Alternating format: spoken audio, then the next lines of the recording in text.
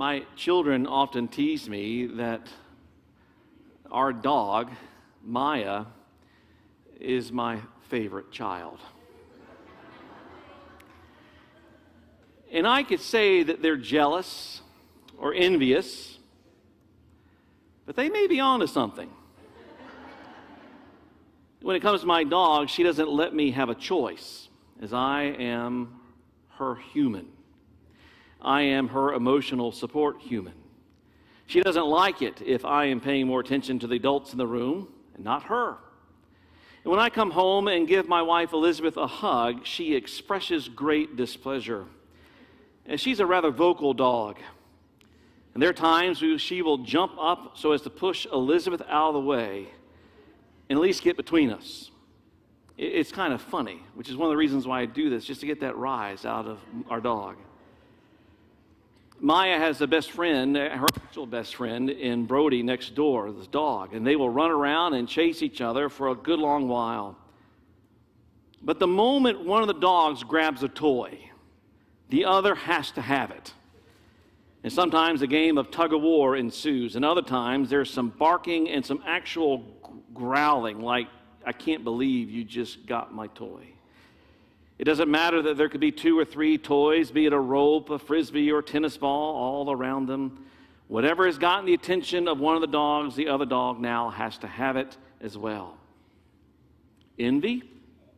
Or just a game with dogs behaving like dogs? We had a dog named Miley who, like other dogs, would enjoy chewing on a raw hide or some kind of chewy treat. And when she was by herself, she may choose to chew on it or not. But if she was in the company of another dog, when a family came to visit bringing their dog, there was no chance that that raw hide that had been lying next to her crate for weeks on end was now going to be consumed immediately. When my parents' dog would come for a visit, we would be entertained by the behavior of these 2 dogs who neglected a raw hide until the moment one dog decided to make a go for it. The dog who had it in its mouth would parade around, enticing the other dog with it. It didn't matter that there might be 2 or 3 raw hides in the same room. They all wanted the same one.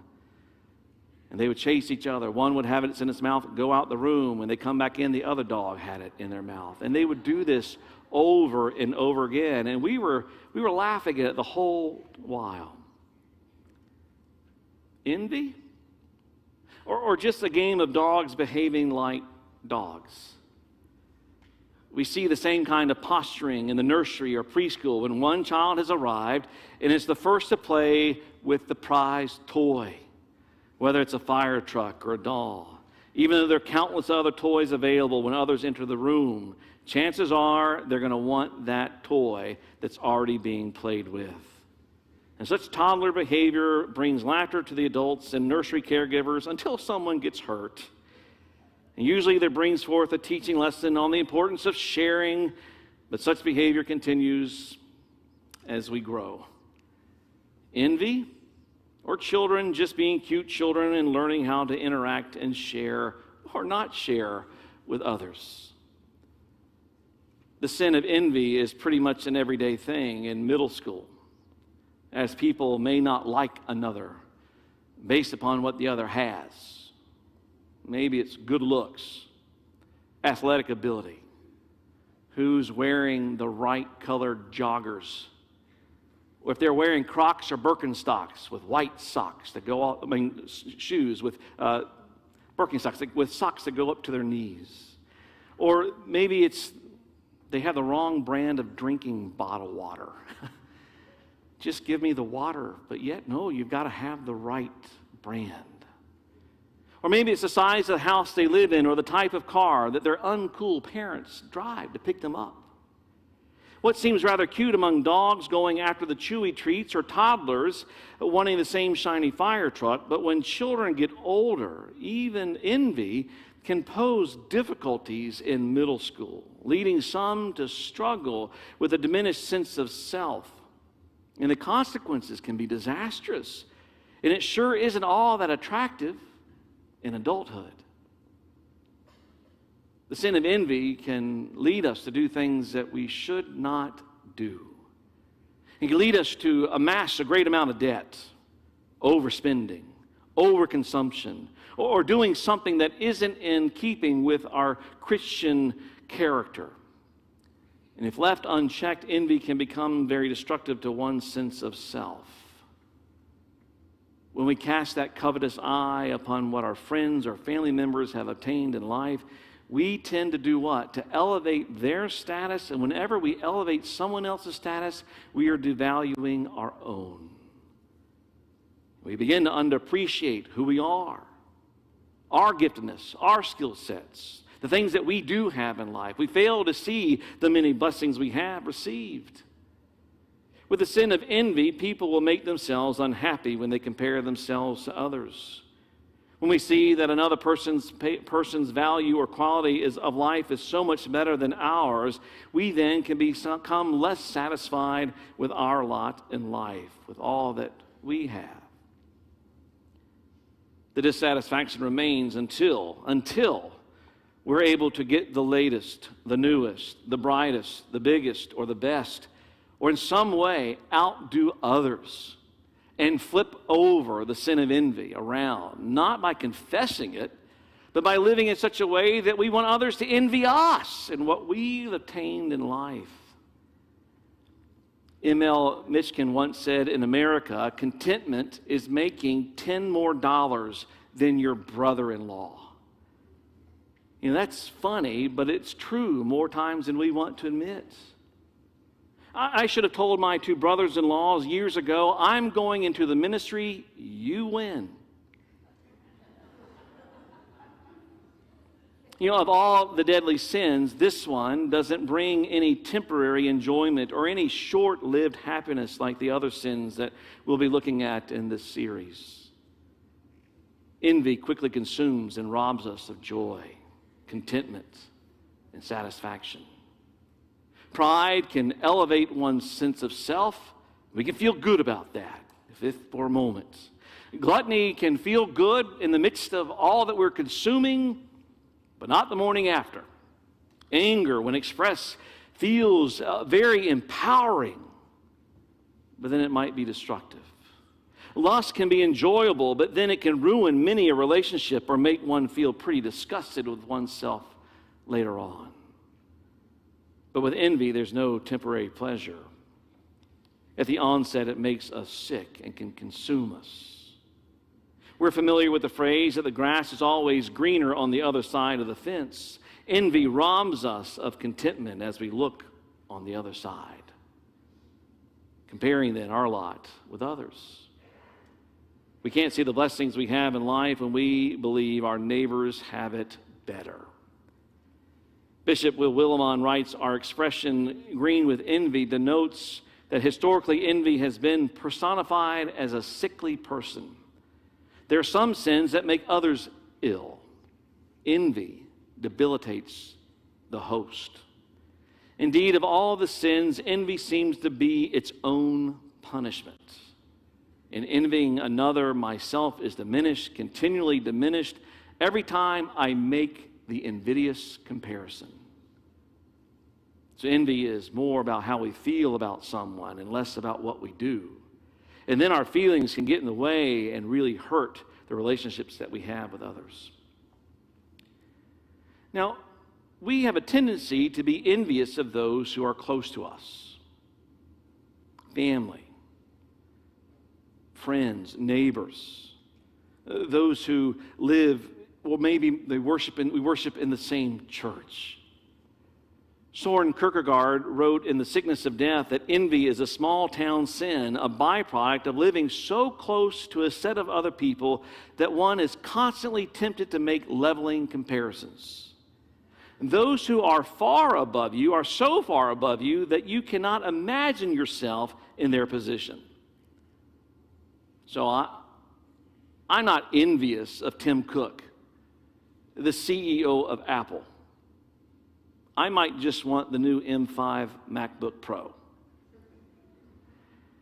I'm not envious of John D'Amaro, the new CEO of Disney, but I might want to ride the Guardian of the Galaxy over and over again at Epcot. I'm not envious of LeBron James, who can do things on the basketball court that I should never attempt. and you don't want to watch that video. See, there's no envy there. I'm not envious of such high caliber positions and status in life. They're so far out of reach that being envious of them would be laughable. But the pastor in the church up the road, I might have some inner struggle with envy if I find that that church he serves is growing at a faster rate than us. Or if the person in the neighborhood has decided to put in this wonderful pool and grand patio, at the same time pull in their driveway with a brand new Jeep, I'm more likely to be envious of them. That actually happened. I guess confession is good for the soul. See, it's easier to compare those who are in close proximity or involved in the same kind of work. When we compare ourselves with others who are seemingly doing better, then this can breed envy. And when we're envious, we're not satisfied, and we find ourselves longing for more. Either that or we start hating others, even though we may not name it as such, or resenting their happiness and the good that they're experiencing in life. Instead of being content when our peers get promotions or they win that case or become successful in whatever it is that they do, there's a tendency to not rejoice with them and appreciate their work or the rewards of their work. Instead, at times, people can become envious, so envious of what others have done and have accomplished, and envy their new lot in life. Some people will go to the point of hoping for their downfall or their demise. And that's truly sad when people can't rejoice with those who are rejoicing because the sin of envy just won't allow it. Now, we might think that envy has some benefit, that benefit may be a source that fuels us to try to do better or to outdo those that we are envious toward. Maybe it's a drive to succeed, to outdo another. But this just puts us in a race to win, to constantly try to do better and to have more. And we then value ourselves based upon what we've been able to obtain. And if we have more, then we'll feel good. And if not, then our hearts will be restless until we have more. And enough will never be enough so long as others close to us have more, and we can't appreciate what they have and who they are. And so we would do well to remember the words of St. Augustine of Hippo many, many centuries ago when he said, "Our hearts are restless until they find rest in God." Indeed, there are many restless people who haven't discovered God.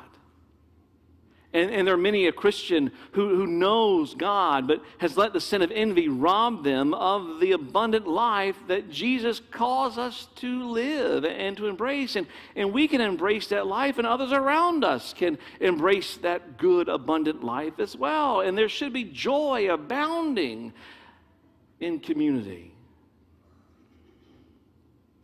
And yet others can be so worried about greener grass on the other side of the fence that they've forgotten that our value is in knowing that we are child, each of us are child of blessings and child of promise, and that we all have a God who, to paraphrase the psalmist, reminds us, our God formed us in our inward parts and who knit me together in my mother's womb.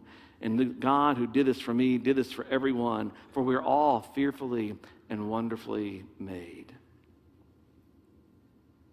Envy as a sin has been around as long as the envy of the sin of pride. In the story of Cain and Abel, we have the original sibling rivalry as Cain killed his brother. Why? He's envious.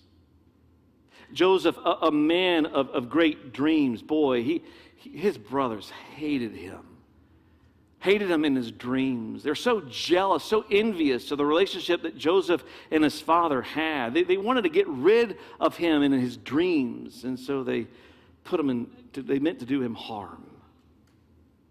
King Saul was so envious of David as people sang a song saying, "Saul has killed thousands, David has killed 10,000s, and King Saul, just couldn't see that this might actually be a good thing for the future of the people of Israel. But envy got the best of him, and he tried to eradicate the competition. Among the disciples, there are times when they are jockeying for position. They're longing to be in that place of privilege, reclining next to Jesus whenever they would share a meal together, and they're wondering who among them is the greatest. And yes, even those disciples were comparing themselves against one another, and Jesus wouldn't let them. He wouldn't let them create a system of hierarchy where some were considered greater than the others. No, on that night when we share in Holy Thursday, remembering the commandment, that new commandment to love and serve others, Jesus invited all the disciples to do what? To stoop down and wash each other's feet. As we seek to be in community, even a community of faith, the sin of envy can rob us of much joy. Yet in the Christian community, love is to be expressed both to God and to others. When Paul writes about love, we must understand he's writing to a divided church. He's writing to a church where there are fractions, and he's reminding them of what Christ's love is to be about. And he offers that incredible definition, and one of the lines he says is that love is not envious, but rejoices in the truth. If I'm constantly comparing myself to others, I'm going to base my self-worth on that comparison. And chances are two things might happen. I'm going to be so filled with pride, thinking that I am better than another, and then genuine love for another is gone. Or, in comparison, I'm going to be envious of others, and I realize that, well, I don't have much. And then a love for God and appreciation for life is diminished, if not gone. And so either way, the sin of pride or the sin of envy, when we have the sin of pride and sin of envy, those who fall into such sins find themselves not only moving further and further away from God, but whenever we move away from God, we're finding that we're moving further and further away from one another.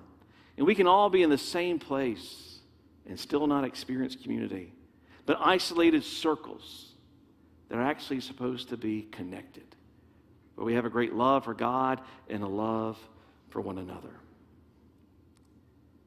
And so to cope with the sin of envy, we need to name it when we see it, name it when it raises up within. We need to seek to stop the comparison with others and cease the endless pursuit of having $10 more than a sister-in-law or a brother-in-law.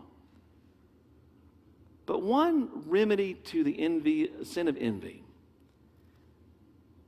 is to spend time in reflection